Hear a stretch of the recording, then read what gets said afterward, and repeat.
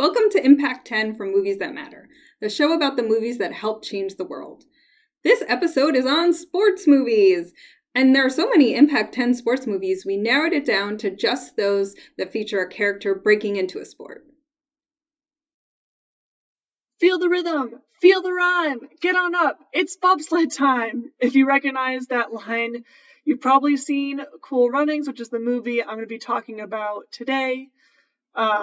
Cool Runnings is a quintessential underdog story with enough quotable lines that I think it could actually rival Mean Girls, which is saying something.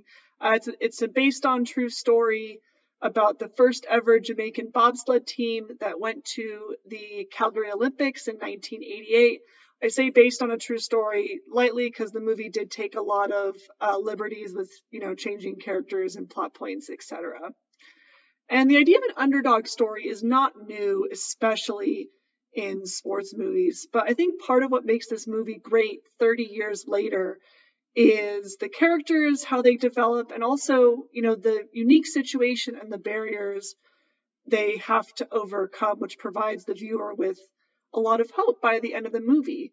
Some of the barriers they have to overcome is, climate. Like I said, these are Jamaicans in a winter sport. So they've never seen snow before. They have to get used to the snow. They have to train, without and with the snow. They have no experience in this sport. The government doesn't want to support them. They don't want to fund them. They also don't have an actual sled until they get to Calgary and kind of have to scramble one together. And then throughout the movie, there's a lot of, racism from other bobsled players, especially the East Germans. The committee is, literally changing the rules of how they can qualify as they're trying to qualify to prevent them from qualifying, if that makes sense.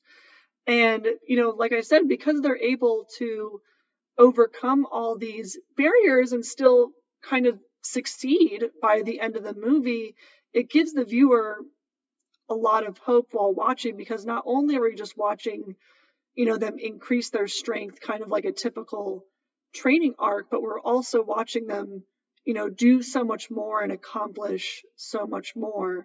And it makes you feel like, if they can do it, I can do it too if I want to pursue a certain goal of mine. And also what makes this movie so great is also related to how they do this message in that you don't need to try and be like someone else to do well. This is reflected in a speech by Sanka to Doris towards the end of the movie, where he says, "And the best I can be is Jamaican, and we should bobsled Jamaican." And so, getting in touch with who you are and how, that can make you the best without trying to be someone else. And, to this day, this movie is one of the most successful sports comedies. It's in the top 10 highest grossing sports comedies of all time. The actor Raul Lewis said that while they were actually filming in Calgary, which was, only a couple years after the actual event occurred, people were coming up to set really excited. They thought, the athletes had returned. And so it shows that it really had an effect on the fans and all the people who were watching, that event in the Olympics. It's also inspired other bobsledders to go into the sport. And in 2018, Jamaica sent its first female bobsled team to the Olympics, which is super cool. I really love rewatching the movie for this Impact 10 episode. I probably haven't seen it in over a decade, so it was really nice to revisit it. And I was, smiling throughout almost the whole movie. Definitely give it a watch. Hello, my name is Christopher Robinson, and today I want to talk to you about the 1981 film Chariots of Fire. It's a great sports movie about the 1924 Olympics and two runners of the Olympics, Eric Liddell and Harold Abrams. Now, the phrase Chariots of Fire comes from the biblical verse in Kings about when the king of Syria was being sent to capture Elijah. Elijah prayed, and God sent chariots of fire to help him and protect him. And this movie is a lot about religion and a lot about faith And probably one of the reasons why it talks to me so much is because it has two men of faith. One, Eric Liddell, who is a missionary for Anna Scott, and we also have Harold Abrams, who is Jewish, and they both run for their faith. Abrams runs for more that he's about all the discrimination that Jews face and how the mainstream tries to limit him, and the powers that be will want to keep him in his place, and he wants to break through those barriers and show them that he can do whatever he wants. He can succeed at whatever he wants. He's very driven. He gets the best possible trainer to improve his work because he needs to be the best runner. He sees that he sees that's something that he can do. Then we have, in contrast, we have Eric Liddell, who really he believes that he runs for God, he runs with God. And this film was wonderful. It broke a lot of records. It won 4 Academy Awards, including Best Picture, Best Cinematography, and Best Score. And if you've ever seen any of the modern films, you probably know the score. You've seen parodies of it. Dun dun dun dun dun dun dun dun dun dun dun dun dun dun dun dun dun dun dun. So that really inspires you. Vangelis, the person who came up with the score, went off to do a lot more movies, and he's doing electronica, so he's very cognizant of it at the time. Also, you can feel that this movie has a very rebellious nature to it, or an air of going against authority. And both times in the film, one for Liddell, when he has to talk to the Prince of Wales himself, and convince him that no, I'm not going to run on Sunday. I will not break the covenant. And two, you have Abrams, and when he plans to run, and he has to go against the powers that be, the controllers of the university and this college, trying to keep him back and trying to say, no, you can't get a personal coach. We have to keep the whole thing to be, you can only use our resources. But he does whatever it takes to win. And I love that feeling of it. It's kind of reflective of the time that was happening in Britain at the same time, when there's a lot of anti-rebellion. You started to see at the beginning of the punk movement, Margaret Thatcher and her whole thing about individual self-determination for people. So it was very reflective of the time. And this film was groundbreaking in that before this, it was a very rough patch for the British film industry, and this kind of revived it back to life. So this had a great impact. Hey everyone, Garret here. And today I'm here to talk to you about the movie $1 Million Baby. $1 Million Baby came out in 2004 and was produced, scored, acted in, directed by Clint Eastwood. Man is one-of-a-kind legend for sure. It also stars Hilary Swank and Morgan Freeman. The movie is an American sports movie about boxing. No, it's more than that. It's a movie about a boxer itself and the identity and struggles of how boxing has really influenced the lives and decisions of this one man. Clint Eastwood plays an old boxer who owns a gym, and Morgan Freeman is his confidant and helpful employee around the gym, who also is a former boxer. Hilary Swank plays a mid-Missouri Ozarks girl who wants to become a boxer, goes to LA to train with Clint Eastwood. At first he denies her, says she's too old to start, and then slowly she stays there. In her determination, she trains, becomes this good boxer. Several times throughout the movie, he comes back to help her and really starts to take her on as a trainer, always saying he's not good enough for her and he doesn't think, she could find someone else who is better. But this is why the movie is about a boxer, and which boxer you want to look at, whether it's Morgan Freeman, whether it's Clint Eastwood or Hilary Swank, they all have their struggles in this movie. But this movie wasn't about just breaking barriers because she was a woman boxer. This movie was about breaking barriers because it really taught us, what is the quality of life? What is human meaning? And who are we to judge that from other people? In the end, Clint Eastwood really struggles with whether he should help Hilary Swank kill herself, but he does. He ends up giving her a lethal dose of adrenaline, which takes her life. And we see kind of this, what kind of a person has that made him for helping his friend? And I think the pivotal moment of the movie for me is, Clint Eastwood is like having pie in this diner that Hilary Swank and him had been to earlier. And he's like eating a slice of lemon pie, and he's like, well, now I can die and go to heaven. And just kind of that transformative moment about this was an amazing woman boxer who was told she was too old, would never work, she was too light, she was too good. So they kept doing things to increase her quality. The title is $1 Million Baby due to $1 million fight she had. But I see the title as more of $1 Million as she is priceless. She is an entity. She broke so many barriers by being a woman in the sport, but by being better than anyone expected. And so they had to keep finding new challenges for her. But this movie is also about breaking barriers for Clint Eastwood and finding, those barriers within himself and what it meant for his relationship with his own daughter. It really just kind of emphasizes for me, this doesn't have to be a happy ending. This doesn't have to be about, some milestone where somebody did something for the first time. This was about a movie that really tested what it's the human condition. And what do we have if we don't have ourselves and our respect for other people? This movie is not about boxing so much. It's about the boxers who survived, the boxers who conquered triumph, and above all else, the boxers who came together to support one another. And that to me is something that you don't see in films quite often, and something that really, not just because she broke barriers as a woman, but because she broke barriers as someone we came to love. Hey everybody, I'm here with you today, sans makeup and with hair pulled back in honor of the girls from Bend It Like Beckham, my selection, who spend the film challenging ideas of traditional femininity. In one refreshing scene, the only girly shopping montage is for soccer gear, which is great. Directed by Gurinder Chadha and starring Parminder Nagra and a then unknown Keira Knightley. Bend It Like Beckham came out in 2002 and is it's a great example of how comedy can make a point without being preachy. It can win hearts and minds while the audience still has a good time.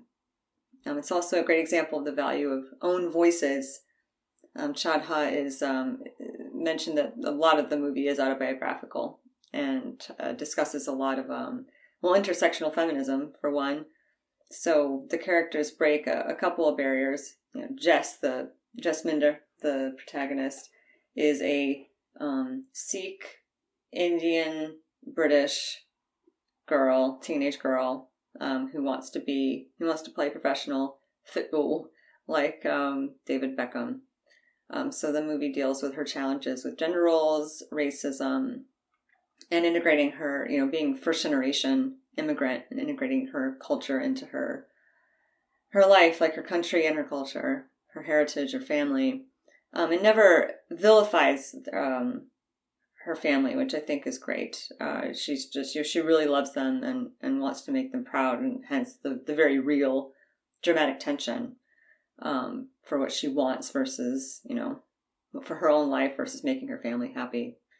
And her father is actually dealing with his own baggage. He was a Sikh cricket player whom the English clubs shut out because because he wore a turban. And he doesn't want his daughter to put all her chips into football if she's going to be shut out too. So you really feel the love of the family. There's no villains, in fact, he says, I don't want her. Eventually he comes around and says, I don't want her to make the same mistakes her father made of accepting life, accepting situations. I want her to fight. I want her to win. So it's really sweet. And also her white friend Jules on the team with her doesn't ever vilify her family either. In fact, when the team are kind of lamenting that she's not supported by her family because of their culture, Jules says, hey, well, it's not just an Indian thing, is it? Like, who comes out to support us? And Jules's white mom is just as conservative about gender roles as Jess's mom. So in a 2003 interview, director Chadha explained that David Beckham's trademark kick of bending the ball to go around defenders into a goal represents quote, a great metaphor for a lot of us, especially girls. We can see our goal, but instead of going straight there, we too have to twist and bend the rules sometimes to get what we want. So it's a really beautiful film. It was the highest grossing movie ever to be revolving around football, soccer, and it was successful despite being released just post 9/11, when those characters were not they were kind of in the doghouse, for mainstream society, but it still managed to connect with mainstream audiences. But sadly, women's soccer received no boost from the film's popularity. Even with David Beckham's attachment to the film, the Women's United Soccer Association went defunct a year after the film opened, and the debate over pay disparity between men's and women's leagues still continues. But it did a lot for immigrant representation and intersectional representation. So I think it's still a great film and an impactful film, and also a good time. When the team and I started planning for this episode, I told them I was going to do a League of Their Own, and anyone who challenged me was going to get mowed down like a catcher black and home plate. This is not only one of the greatest sports movies of all time, it's absolutely a personal favorite of mine. Released in 1992, directed by the great Penny Marshall, firmly establishing her as one of the top box office draws as a female director. It starred Gina Davis, Lori Petty, and Tom Hanks, and it tells a fictional story of the real All-American Girls Baseball League that ran from 1943 to 1954. And when I think about what makes a really good sports movie, first you have to have the heart. And I know people talk about getting choked up at the end of Field of Dreams or Brian's Song, but I defy you to stay dry-eyed through the end of A League of Their Own. For me, it's when Dottie, the main character, runs into Stillwell Angel, the son of her former player in the Baseball Hall of Fame, and he has to tell her that his mom has passed on. And she just looks at him and she says, "She was a real nice lady and a damn fine ball player." And it's like, waterworks! For me, that's just it, and then it's just so magical through the whole reunion at the end of the movie. So great heart, but of course, it's a sports movie. You need sports. So absolutely great baseball in the movie. The trick stunts the women play to gain publicity for the league, those parts are really fun. In researching this piece, I found out that there's kind of a famous scene where one of the players has this giant strawberry bruise on her thigh. That was real. It wasn't makeup. The actress actually got that playing baseball for the movie. And of course, you need the big game. So you have your tension-filled World Series Game 7 sequence in the movie. But of course, what separates A League of Their Own apart from all other sports movies? It's the comedy. Absolutely full of amazing one-line zingers. My favorite part Tom Hanks has ever played. And of course, one of the most famous lines uttered ever in movie history: "There's no crying in baseball." And even for an Impact 10 movie, this movie has had kind of an outsized social impact. From really kind of smaller things of real-world impacts, apparently Rockford, Illinois, home to the movie's team, the Rockford Peaches, leaned into their baseball history and created a little tourist attraction to go see in Rockford. As well as, for a time, there was a real all-female professional baseball team out of Colorado that played in the minor leagues. And undeniably true, although hard to calculate, the legions of young girls that the movie inspired to pursue sports. But when I really think about what the most important thing that A League of Their Own really did, it's that it reclaimed a very important piece of history. And when we forget history like that, or we allow it to be erased, it perpetuates this myth that progress can't be made because things have always been this bad, what can you expect? But what A League of Their Own does is it puts back into the public consciousness the existence of the All-American Girls Baseball League. It reminds us that women have always loved sports, that they've always wanted to be athletes, that there were enough white women in 1940s to form a whole friggin' baseball league and cut some of them. Not to mention, of course, the women of color who were banned from even trying out for the league. And so you have this sort of perfect cultural moment where just as Title IX is being fully implemented, there's this explosion of sports for women in high school and at the collegiate level, and you have this reminder of our own history and the progress that we've made in sports. And so when someone says, oh, things have always been this way, you know, be happy with what little progress you can make. No. Now we know. Things have not always been this way. There have been professional female leagues before, and honestly, that means there can be professional female leagues again. And that's exactly what we saw happen. So we're all here to talk about sports. Sports. I know. I honestly was like, how athletic is this crowd? So to kick things off. Wow. Yes. Raise your hand. I rock climb and I used to fence. Gosh darn it. Okay, so raise your hand if you played a high school sport. Does dance team count? We'll give you dance team. I played softball, Garrett. So I did cross country, track, tennis, and soccer in high school, and then I was a college athlete. I was a runner and the college mascot, and then I've run 4 marathons and 26 half marathons. Wow. That's not what I thought you were going to say. I couldn't be less surprised to find out you were a mascot. That's very Garrett. I did softball and volleyball, and then I did volleyball for my first 2 years of college. Wow. You guys are real athletes. Yeah. Yeah. I just did club stuff. Okay. I will say for those of you who can only see us like, you know, chest up, the average height of the Movies That Matter team, including Jen and Adam, is well above the American average.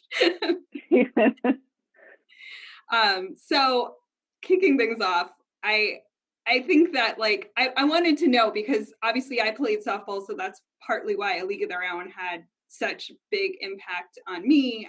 Although I was terrible at softball, I love to play it.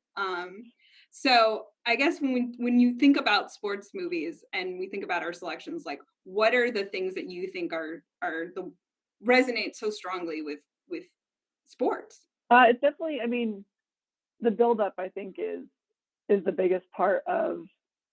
I mean, there's definitely a formula to it, especially even like in sports TV shows. It's like there's the working hard, the setbacks, and then like that moment at the end, typically like in the climax where like you get it, and you know, either you hit that ball or you get a certain time. It's all like for that payoff, and it feels good when you're playing sports in real life, and it feels really good in movies, especially with great music and great characters and all that. And it feels even greater when when your barrier breaking and you've got extra sort of stuff going against you. It feels all that more sweet when you reach it. Well, and I think I completely agree, Lexy. It's that relatable piece that people like about sports movies. Everyone has a moment in their life they can say, oh, there was this time I accomplished this physical feat, whether it was a sport or something that you did that really made you feel good about yourself. And so everybody has that relatable moment that could be like, oh, sports movies helps me relate to that yet again. And I can go back and feel my own accomplishment. And that's kind of what you were speaking to, Lexy, is that I know what's happening, like that buildup. It's right there, that journey that we go on with sports movies. But I also think people like to see themselves in sports movies, imagine they could be doing this. There's a reason why football is the most popular sports movie genre to do, is because, so many people are like, oh, I could see myself doing that someday. When in reality, none of us could accomplish hardly any of these things that these people do. But that notion of belief is there. And I think that's really something that sports movies do well, is help you suspend reality to believe in yourself that much. Honestly, I think it's 2 things. One, it's very cut and dry and obvious, whether or not the goal has been reached. Right? There's no mistaking whether or not they win the game or not, or cross the finish line. And then secondly, it's very visual. Like a movie like we discussed a movie about high schoolers acing an exam last time. Like that's very hard to make compelling on screen. It's a lot easier to show two guys running and be like, oh wow, like they're running, and that one ran faster. Amazing. Like that's easy to depict, right? So it's Yeah, yeah. I love it. I think also the teamwork aspect. People are social creatures, and like a lot of sports movies are based off people coming together to become better than a single person. And I think people love to see people working together. I agree, and I think there's like so many things I want to talk about in this discussion. It's like it's been killing me to wait to do it. So trying to like parse out the different themes and topics that we've done. So Lexy and Christopher both had movies about the Olympics too, right? Like, which is just such I'm like an Olympics nut. Like I get like the most patriotic you will ever see me in my life. And I've always said like I find Chariots of Fire very, very emotionally taxing because first I have to root for the Jewish guy, but then when they knock the Scottish guy down and he like gets back up, I'm like, I don't root for the Scottish guy. And then we're at the Olympics and the Americans are there, and I'm like, well, now I feel like I have to root for the Americans. Like, No, you never do. You never do. My loyalties get very confused. But like with Cool Runnings, like, I think I cried at all of these movies. And when they show up and they're, like, we're gonna be Jamaican and drive this bobsled, like, how can you not just it's so inspiring. When his dad like rips his jacket open and it shows like the Jamaican. I cannot get through the end of Cool Runnings after all this time without being a blubbering mess. Oh wow.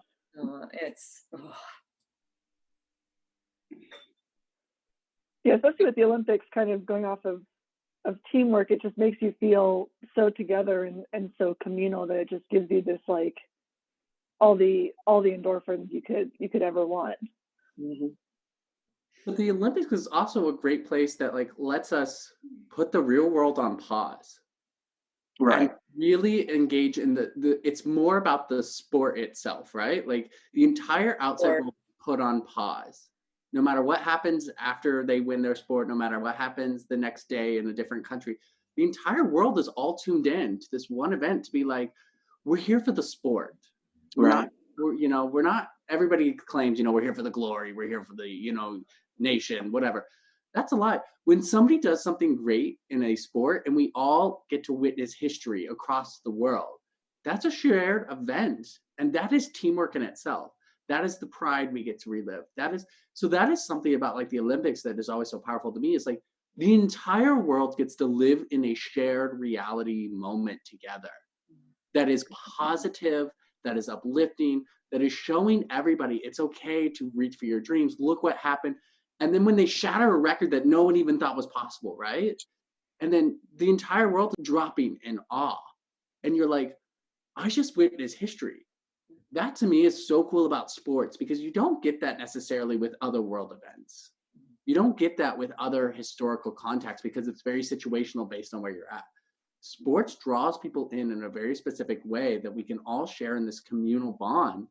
And then I rely on you to help me remember that. And I rely on you to help me remember that. And then we get to have this wonderful memory together that just makes our friendship and our communal like understanding of the world, each other, a little bit better. Like it reduces us back to just humans, I think, is what the Olympics does. Yeah, and despite how it was portrayed in Cool Runnings, they actually did not face a whole bunch of guff from people. People were actually like, yay, Jamaica has a bobsled team. Like people were excited and really welcomed them in real life. And I think, and that's why the story caught on and the movie caught on, because you're like, what a great, like, how can you not just like love to see something that is, in some ways, all of our breaking barriers stories and the notion of breaking barriers is perfect for sports movies because it's an underdog story, right? Right. Yeah, people love their underdog stories. It just feels so nice and thinking that no matter how bad things are, if you have skill, you can actually break through if you work hard enough. And a lot of the stories are about, it's not, none of our stories are about natural ability. It's more about you have to work hard again and again to break through to become this champion. Yeah, I mean, of course, there is some natural ability involved, but you still, everyone, I think all our stories had people working hard. They weren't they didn't start uh, supremely gifted enough to break. They had to work to break through. Yeah, nobody got there binging Netflix for years. That's not. Did anyone, on a cinematic note, did anyone else feel like, I know Chariots of Fire, Christopher, you discussed a lot of the tropes and that we saw later in films came from that movie, and a lot of the parodies, right? But Yes. what I didn't realize, not having seen it before, is the trope of the coach showing silent film projected on the wall to his The training montage. His trainee. Yeah. I was like, wait, I think this may be the first instance of that. And it comes up, I think that's why they do it in Cool Runnings. I think that's a parody of that scene, just watching guys just careen off the track and then everyone running out. I was like, this has got to be a Chariots of Fire reference. There's no way. Yeah, there's a lot of great I mean, it's such a classic movie, and the score, like, I mean, yes, everyone's heard that score. And Vangelis, he did a great job. Yeah. But I do think, like, Christopher, to your point, like, one of the things that I was thinking about that's so different in all of the movies, even though they're all about, sports, ostensibly, like, so you have in Cool Runnings, like, they're never gonna medal. Just being there is the victory, right? Like, and then Right. Crossing the finish line, completing the race, like, not embarrassing themselves is sort of the goal. Like, it isn't winning. And then for Garret, you have this woman who has gone through this, like, really traumatic event on the way to being the best, and, like, her winning is like living her life on her own terms. Like, the sports metaphor is, I need to be the person that I'm going to be, and I need to have control over my life or my death. And in that case, like, I do think, and then, there's still controversy over whether Dottie dropped the ball. I'm still not sure. I'm here to tell you she did not drop that ball, and she would never throw a game. But, like, then the little sister wins, and I still think it's, like, the worst ending in the world. Like, still upset, but it's like, like, the victory of the sibling rivalry and the underdog in that sense, like, and Chariots of Fire, obviously, like, holding true to your faith. I think it's so interesting that for each of these movies, winning isn't really the goal at the end of the day. I mean, for Chariots of Fire, definitely for Abrams, winning was the goal. Yeah, that's true. That's fair. But I think you bring. But even he, I feel like, goes through a process of prioritization, where Right. at the beginning, yes, winning is everything to him, and he has to beat Liddell. Right. He has to prove that he's better than Liddell. He has to prove that he's the best. And by the end of the film, I don't think that's as important to him. It really is just doing the best that he can do. Yes, to do the best that he can do, and the way the film does it, that he and Liddell he's kind of disappointed that he was never going to get a chance to race against Liddell, and he still looks at Liddell with, like, awe, seeing how fast this man can run, which is different. But I mean, like, I think in the way we read the history, that they actually never actually raced against each other in real life. They were always they were in different heats and things. But it is interesting that they decided to put that. But it felt like he wanted to show that I am the best. I am the best runner. I'm going to do whatever it takes. I will do a private trainer to make sure I'm the best. And it's just that whole desire, that demand of not perfection, of just excellence, which I think was really driving for him. Mm-hmm. Versus Liddell, just like being with, like, he was strong in his faith, and he felt that he was with God when he was running. So I think those are nice, good contrast between the two. So those two are so fascinating. it was interesting when we chose sports movies, we chose the breaking barriers, right? We really kind of wanted to find movies that were breaking barriers, but we never chose movies that had an outcome of a winner, which I thought was really fascinating. Like, it wasn't about the winning so much. It really was about that personal journey and what barrier they broke with themselves and then within the sport, you know? And so it was really interesting to me as I'm like watching all these movies together. I'm like, sure, all these movies are about sports, but they're more about the athlete themselves and what was going on with them and their journeys and their things and how that then impacted the rest of the sport field. Because without their tenacity, without their will, I mean, you said it earlier, Christopher, they all had some innate athletic ability, or else we wouldn't be watching these movies. But then the, you know, dedication. We would be watching Rudy. Right. The tenacity, the drive, the like will to want to improve themselves, and by so impacting the field of sport that they were in as well. That was what was really cool to me about watching these, like, you know, breaking barriers. And I was like, who was actually breaking the barriers? Was it the sport? Was it the athlete? Was it the coach? Because all of our movies have wonderful, like, kind of coaching, familiar, building relationships. And I was like, oh, we could have done a whole thing on great coaches, like, you know.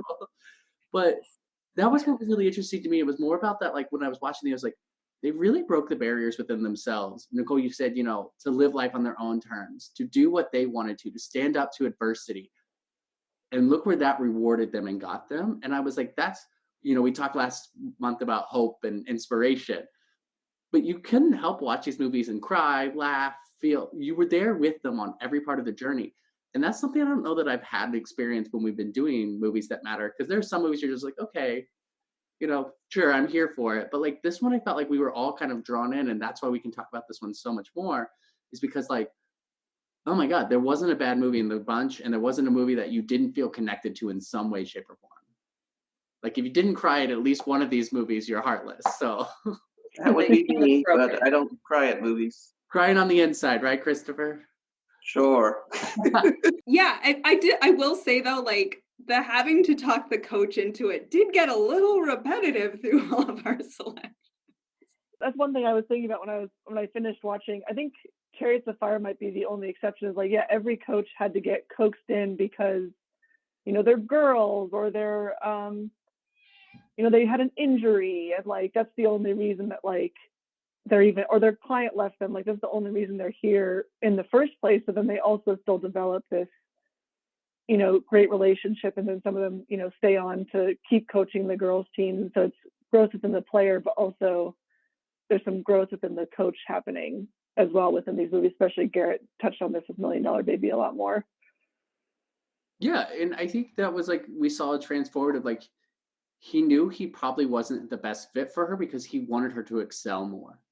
And I thought that was like a great, like, I'm giving you up so you have a better chance. And she's like, no, I'm here. I trained with you. I want to continue this journey. And he was like, no, I'm really doing what's best for you. And she's like, screw what's best for me. I want to do what feels right. And Right. it was like super powerful for me. And how I think that transformed him as a man and as a, not just as a coach, but like transformed his life. Because without that, he kind of, I don't think would have at the end helped her out and let her live life on her own terms. I don't mean to dump on that, but I disagree. I think it was misogyny. Really? It felt like pure misogyny, that she had to break him down through just her tenacity and will and commitment. And she was like, I'm going to sit here and punch this bag until 11 p.m. every day until you train me. And I'm going to prove that I am better and stronger and more committed than any of these yahoos that come into your gym. Yeah. And that was and finally he just like gave up. He was like, fine. He literally is like, fine. Here's how you hit this bag, you know? Sure. In the beginning, yes, he had to like really, he was a misogynistic man, you know, but like, he's like, I know better, you know, I don't want to train no woman. Yeah, but I'm talking about towards like after he'd been training her, he's like really trying to set her up for success after that. Like, this is, you know, that growth through him. And how, you know, his tropes in all of his Clint Eastwood movies is, you know, always reaching out to his estranged daughter, right? Like their relationship together. I thought Million Dollar Baby was really, if I look back, it's one of the ones that really started him off on really on screen being like, this is what I'm feeling inside, and let me just emotionally dump into a movie for 2.5 hours and see if you like it. Yeah, But so I looked that up on Wikipedia a while back because I'm like, he has a lot of movies about apologizing to daughters. It turns out that he had an illegitimate daughter that he refused to acknowledge for 30 years. Yes. And I have to say, like, politics, whatever aside, the fact that he spent like almost a whole career of movies apologizing to his daughter, I was like, it's really endearing. Well, so I was going to say, yeah, I mean, I think there is a moment for, Jimmy in A League of Their Own, and for the parents, the dad, especially in Bend It Like there's a moment in all of those movies where, except for Chariots of Fire, because it's not that same storyline, where like there's a shift between seeing them as people, as oddballs, as someone who doesn't belong here, and seeing them as athletes. Like there's a moment where someone has to walk to the other side of saying like, okay, they have dreads, they look weird, they're in their janky bobsled, but like, no, these guys are athletes. Like they're here for Jamaica, they're Olympians, and they've earned their spot, right? Or the scene where she like spitting tobacco with him in A League of Their Own, like she's an athlete now, and he thinks of her not as a woman, but as a boxer, as a baseball player. Yeah, that's a good point. That like I didn't even think about that. Yeah, yes, Chariots of Fire were both were outsiders, but they were all accepted as athletes. They were all part of a community of athletes. That's a good aspect to look at that. And yeah, thanks. But like that whole, like you said, that people realizing that, oh wait, these people really care about this. They really are athletes. They are ones who want to excel in this. So. And it is so satisfying when that turn happens. And you see, like in Tom Hanks's eyes, like look at from the dugout, just suddenly getting kind of curious about what's happening. You're like, oh, they got you. They got you. You connected. Such a nice moment. Yeah. And honestly, with our two movies, Stacy, I was thinking, especially with Bend It Like Beckham, the sports bra scene around the world, that famous moment. It was, oh gosh, Mia Hamm. no, it was Yeah. Brandy Chastain. It was Brandy Chastain who took her shirt off. In the '99 World Cup win. Look it up. Okay. Definitely Brandy Chastain.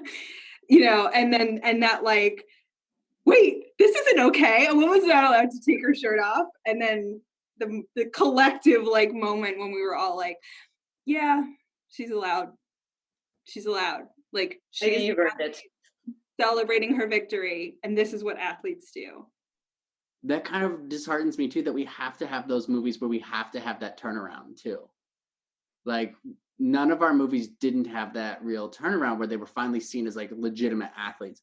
Like I really look for the day when we like have a movie that's not breaking barriers and we're talking about women in sports and it's just that's the movie, and it was a great movie for cinematic reasons, for the social impact it brought. And that was one of the things I kind of noticed the downside of our breaking barriers movies is like these all aren't that terribly old.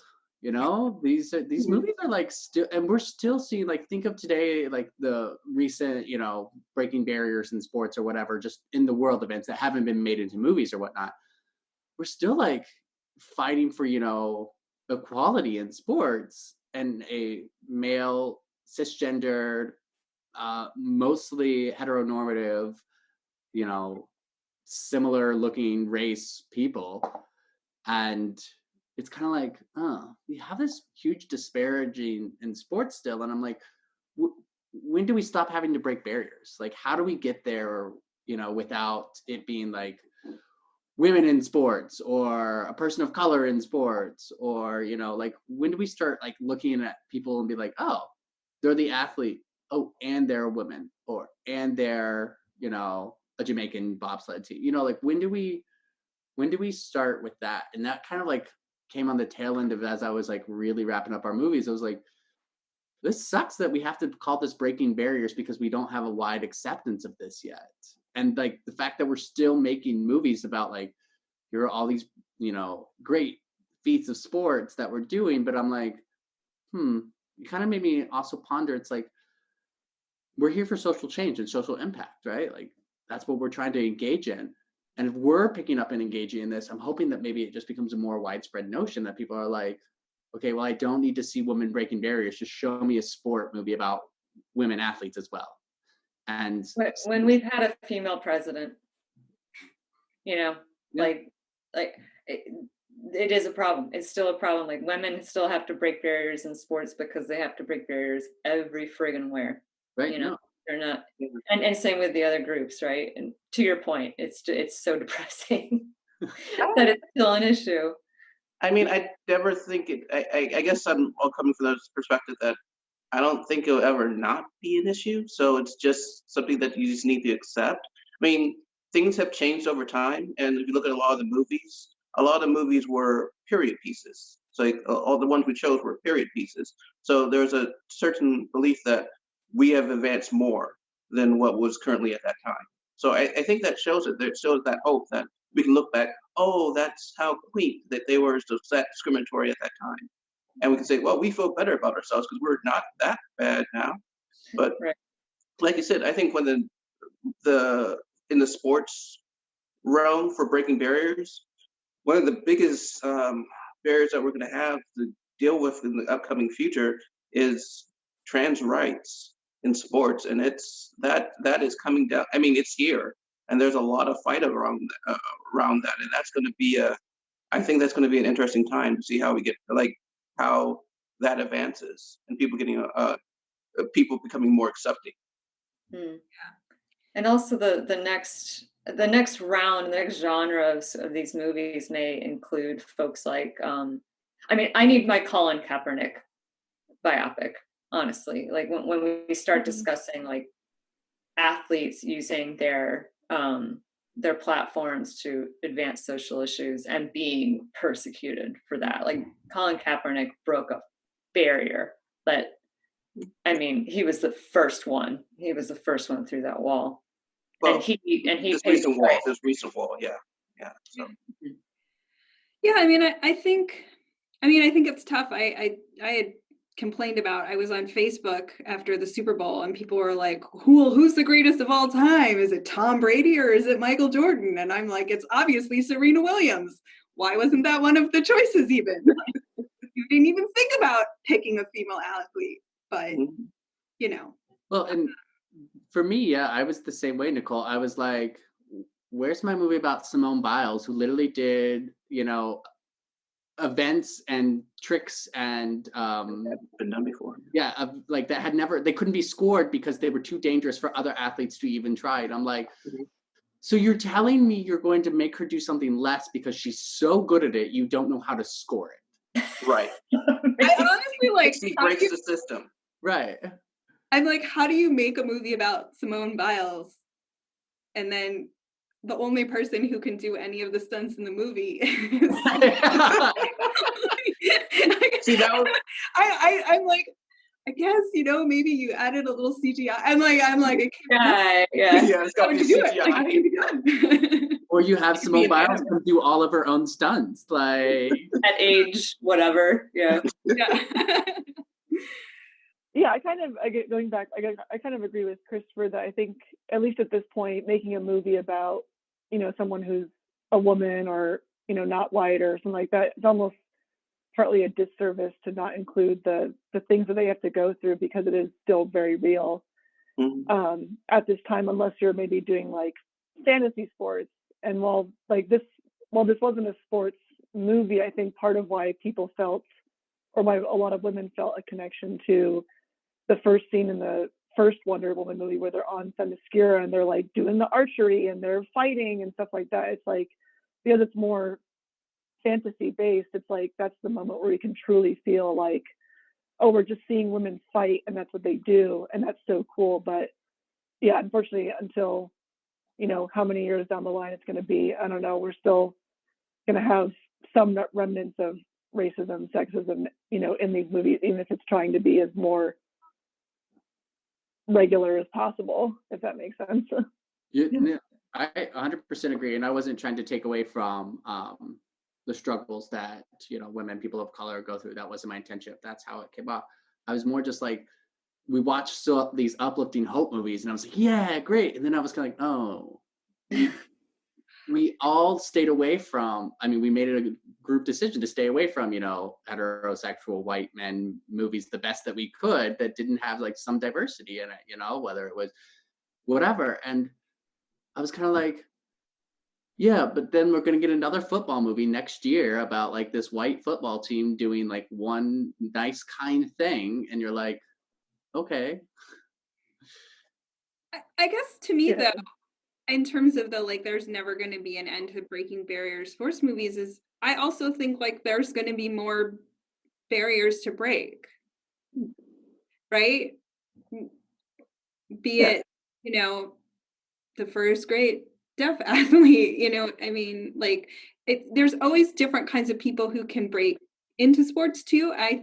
So I think, I guess that's part of what makes me feel more hopeful about it is like, I think who's breaking in and how they're breaking in. Like one of the things that's great about $1 Million Baby is it's very specifically not just that she's a woman. Like obviously they're female boxers. The barrier she's breaking is being old. Yes. And as an old person on this team, like I really appreciated that. And it's like Cool Runnings being poor. Mm-hmm. Well, and being from a tropical country, as winter sport, but not having the funding and the support that you need. Right. Yeah.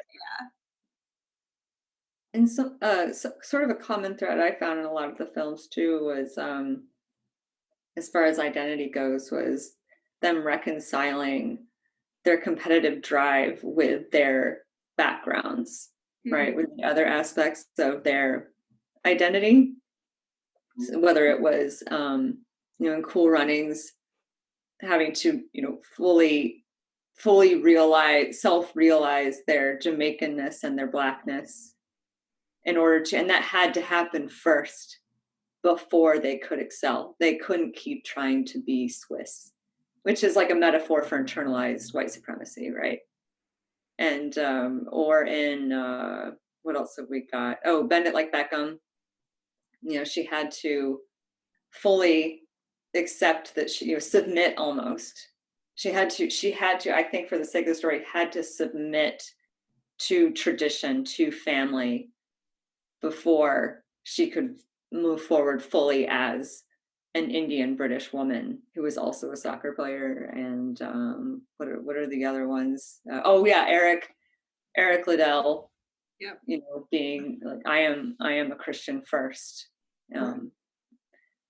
So I don't know. That's an interesting place sports are an interesting place to sort that out. Like, can I follow what I really want to do if I'm not, if I haven't fully accepted who I am yet? Yeah, I mean, that's big in A League of Their Own too, right? Like Dottie's whole central character is her being so amazingly good at baseball and her being like, no, I'm just a wife, like just want a traditional lifestyle, and like never really finding a way to own her own athleticism. Like she centrally can never really find that peace in herself, which is almost the reverse. It's almost the reverse. Like she's having trouble accepting her identity as an athlete until she becomes like, and she kind of never does. Like she's gonna not go at the end of the movies, like she's not gonna go, and she's like, oh, I was only in a year, and everyone's like, no, this was a really important time of your life, like, are you crazy? You have to go, And it was also nice that Gina Davis found sports, like you mentioned, because of that, because of the movie. So yes. And I think for me, Stacy, on that theme, like with $1 Million Baby, she exuberated that skill to like accepting herself and what was going on. Like, remember, she kicked her family out. She's like, I no longer need you. You don't define me. I'm, living my life right here. And she was able to teach that to her, coach, who was like, she's like, I want to go out on my own terms. This is my life. And like, I've accepted that, like, I accepted that when I was an athlete. I want to do this on my terms. I've accepted that now as a person. I want to do this on my terms. And she was able to transcend and teach that to someone else. So I think that you're right, that acceptance piece of I need to accept this part about who I am first, and how we can relate that and then have pass those moments on to other people and what that means for our own developments, but also theirs. Yeah. It's a really good point, Stacy. Yeah. And how it makes all of them better athletes when they can find that in themselves. Well, that's a good note to end things on. We are probably going to keep talking anyway. It's interesting. It's interesting that this one is the one that got the full team out and is the thing that was so resonant with all of us. And just for me was just, I've loved every episode. I have no favorite child, but this one really was just so much fun to put together. And so we hope you enjoyed it. And remember, movies matter. And so do you.